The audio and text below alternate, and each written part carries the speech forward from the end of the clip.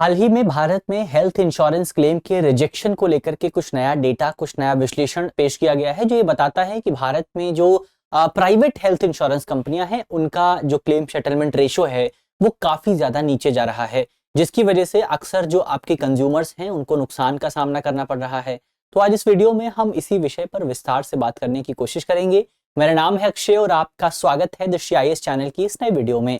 तो चलिए इसी नोट के साथ वीडियो की करते हैं शुरुआत। और सबसे पहले यहाँ पर ये देख लिया जाए कि जो पूरा टॉपिक है आपका यूपीएससी के एग्जाम में कहाँ से जुड़ता है। तो ये जो पूरा टॉपिक है जीएस पेपर 3 से जुड़ा हुआ है। आप इसे यूपीएससी और आईएएस एग्जाम में से जोड़ करके देख सकते हैं। जीएस पेपर 3 में जब आप देखेंगे तो वहां पर आपको इंडियन इकोनॉमी का एक सेगमेंट मिलेगा और बीमा का एक सेगमेंट मिल जाएगा।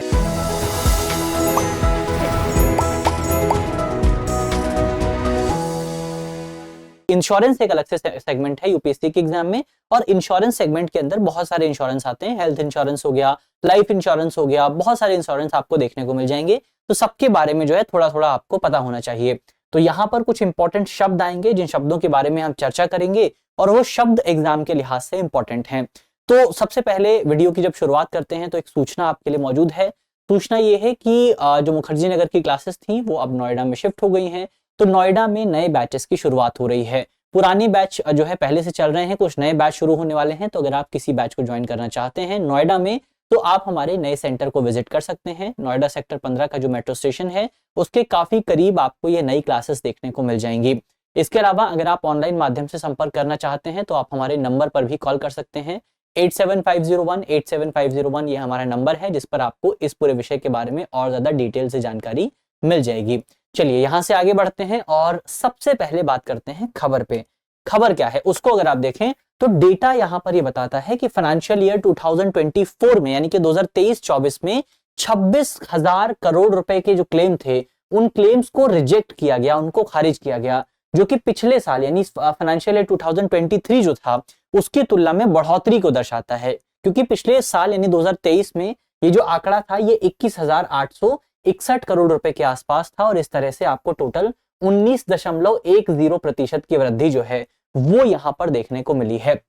इसके अलावा जो अस्वीकृत क्लेम है, जो आपके जो एक्सेप्ट नहीं किए गए, डिसअलाउड जो क्लेम हैं, उनकी वैल्यू इस बार 15,100 करोड़ रुपए के आसपास रही, जो कि पिछले साल 12,754 करोड़ के आसपास थी। जो क्लेम आपके खारिज किए गए रेप्यूडिएटेड क्लेम जो थे उनकी जो संख्या थी, उनका जो अमाउंट था वो 10,937 करोड़ रुपए के आसपास था, जो कि पिछली बार 9,107 करोड़ रुपए के आसपास मौजूद था। इसके अलावा बीमाकर्ताओं द्वारा भुगतान किए गए दावे की अगर आप बात करें कितना अमाउंट जो है उसको पे किया गया, तो 2024 में दावों के रूप में 83,493 करोड़ रुपए का जो भुगतान है वो बीमा कंपनी ने किया, जो कि वित्त वर्ष 2022-23 में 70,929 करोड़ रुपए के आसपास था, और पिछले साल की तुलना में 17.71% की वृद्धि को दर्शाता है।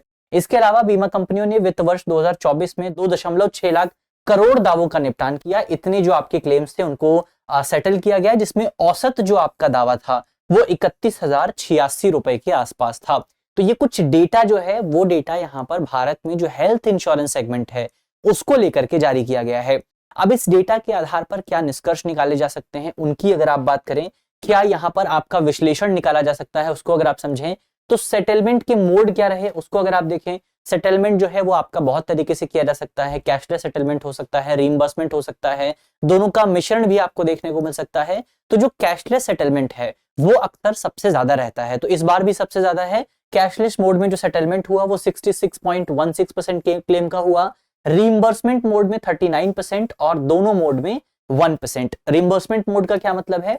तो रीइंबर्समेंट मोड का मतलब ये है कि जब आप हेल्थ इंश्योरेंस लेते हैं, जब मान लीजिए कोई सिचुएशन आती है जहां पर आपको इस इंश्योरेंस को इस्तेमाल करना पड़े, तो सबसे पहले आप अपनी जेब से भुगतान करते हैं। उसके बाद आपको जो हॉस्पिटल है वहां से कुछ बिल मिलता है, उस बिल को आप बीमा कंपनी को देते हैं और बीमा कंपनी आपको पैसे वापस दे देती है। तो इसको कहा जाता है रीइंबर्समेंट मॉडल।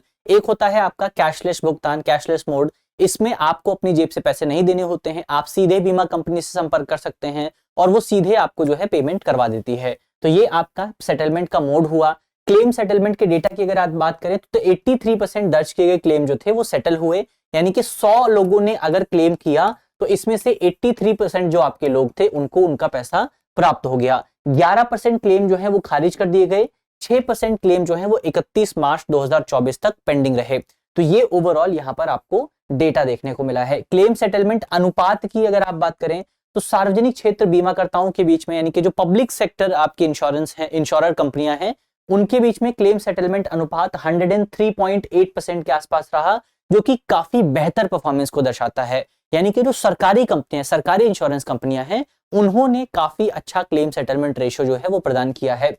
अगर आप प्राइवेट कंपनियों की बात करें, प्राइवेट जो आपकी बीमा कंपनियां हैं, उनका जो क्लेम सेटलमेंट रेशियो रहा वो तकरीबन आपका 88.71% के आसपास रहा, जबकि जो स्टैंड अलोन हेल्थ इंश्योरेंस कंपनियां हैं, उनका जो अनुपात रहा वो 64.71% के आसपास रहा।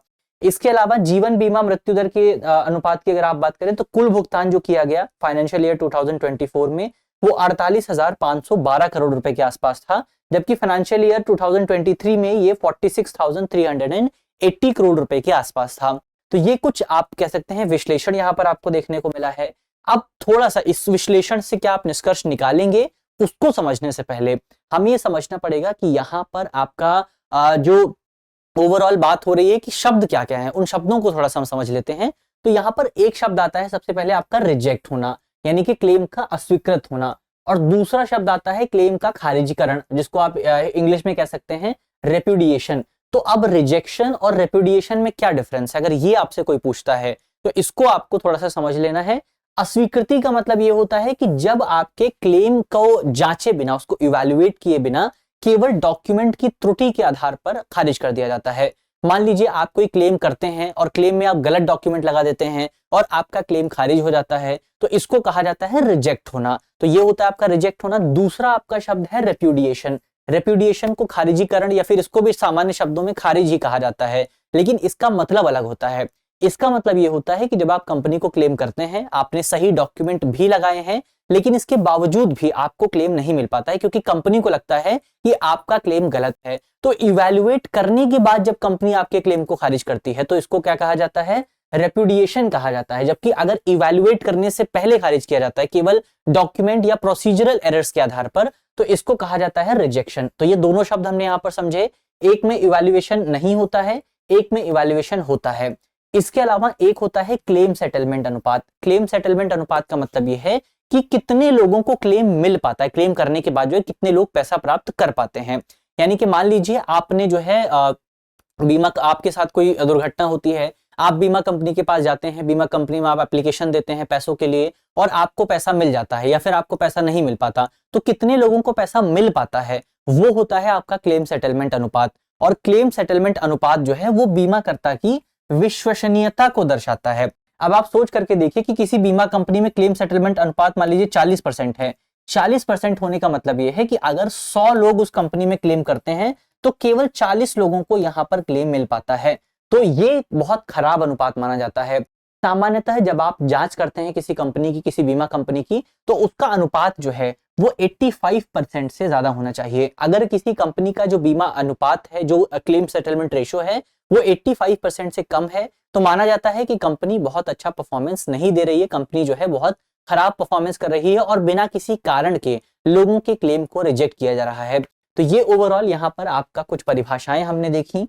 अब हम बात करते हैं अवलोकन और चुनौतियों की। तो हमने देखा कि अगर आप प्राइवेट कंपनियों में बात करें तो प्राइवेट जो कंपनियां हैं उन कंपनियों में आपको जो अस्वीकृति दर है वो काफी ज्यादा देखने को मिलेगी। जो स्टैंड अलोन हेल्थ इंश्योरेंस कंपनियां हैं वहां पर जो आपका क्लेम सेटलमेंट रेशियो है वो मात्र 64% के आसपास है।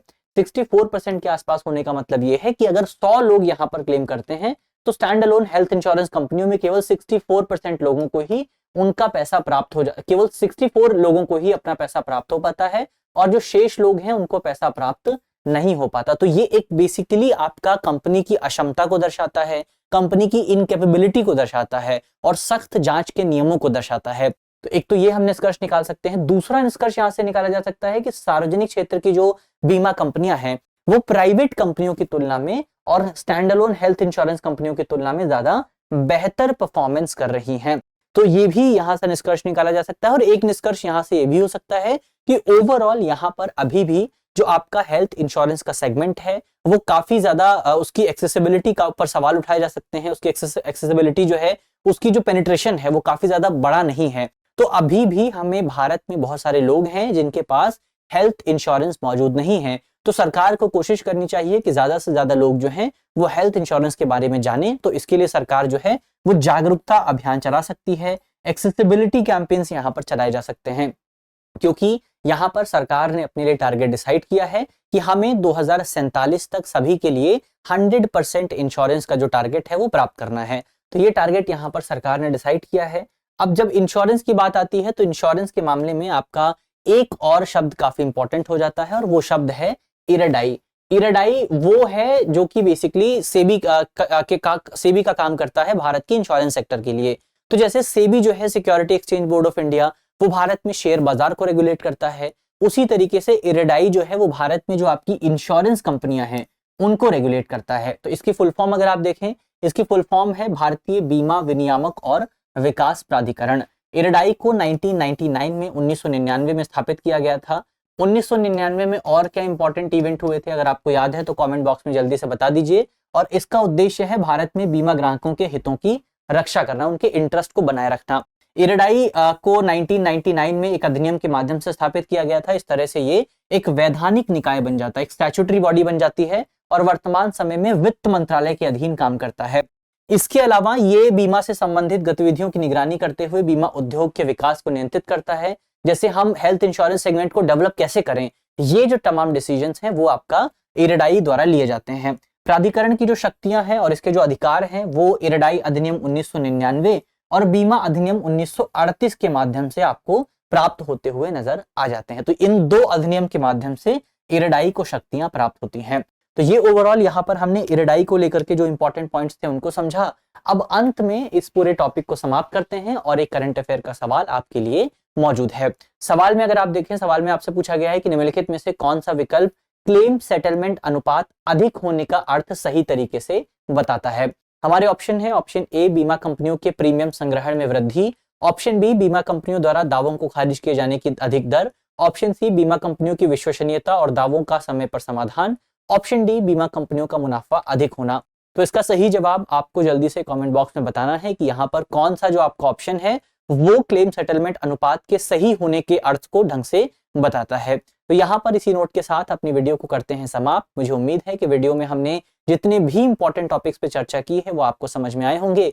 अगर आपको वीडियो अच्छी लगी है तो वीडियो को लाइक कीजिएगा, शेयर कीजिएगा अपने दोस्तों के साथ, अपने साथियों के साथ, और अपने दोस्तों को इस पूरे वीडियो के बारे में बताना मत भूलिएगा। मिलते हैं आपसे अगली वीडियो में, तब तक के लिए अपना ख्याल रखिए, ध्यान रखिए, पढ़ते रहिए। धन्यवाद। डियर व्यूअर्स, अपने एग्जाम की तैयारी को और बेहतर करने के लिए हमारे चैनल को लाइक, शेयर और सब्सक्राइब करना न भूलें।